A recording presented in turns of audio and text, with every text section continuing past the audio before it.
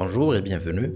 Omar Chibou, responsable de la gestion des investissements alternatifs au sein de la Caisse marocaine des retraites, très heureux de partager avec vous quelques concepts clés autour de l'investissement institutionnel au Maroc.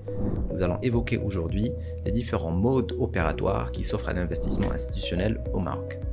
Il est pertinent de rappeler que 4 modes opératoires sont généralement observés au niveau du marché marocain, à savoir la gestion directe, la gestion déléguée, la gestion mixte et enfin la filialisation de la gestion. Premièrement, nous retrouvons la gestion directe. Ici, l'institution va gérer elle-même ses investissements.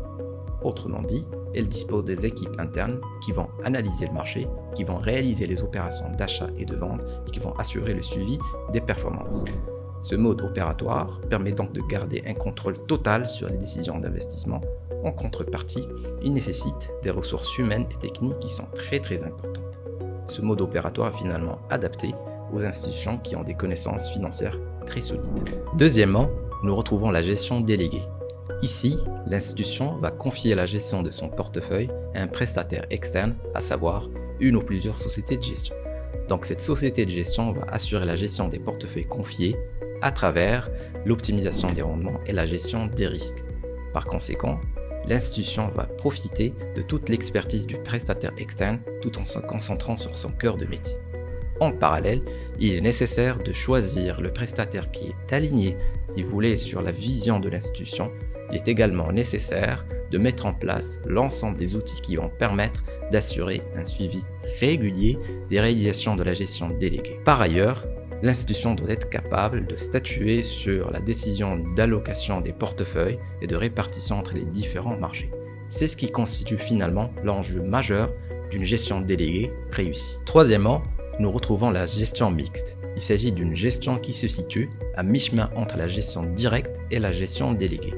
Ici, l'institution va garder la gestion d'une partie de son portefeuille en interne et va déléguer l'autre partie à une institution ou un établissement prestataire. La gestion mixte offre donc un équilibre entre contrôle et externalisation. Elle permet donc de diversifier les sources de revenus et de diversifier le risque.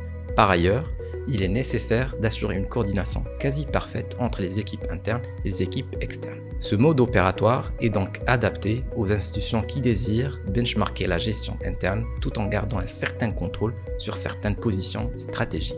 Enfin, nous retrouvons la filialisation de la gestion. Il est pertinent de rappeler que ce mode opératoire n'est pas très observé au niveau du marché marocain. Seules 2 ou 3 institutions pratiquent ce mode opératoire. Donc, la filiale va opérer de manière totalement autonome, généralement comme une société de gestion, avec des lignes de métiers très larges et très variées. Ça peut aller des valeurs mobilières classiques à l'immobilier, au private equity et à l'investissement à l'international. La filialisation de la gestion est particulièrement adaptée aux institutions qui ont des portefeuilles à grande taille, qui investissent sur des marchés très variés et très complexes. Voilà en gros l'ensemble des modes opératoires qui sont observés au niveau du marché marocain. Chacun de ces modes opératoires pratiqués va dépendre des objectifs et des ressources de l'institution qui le pratique.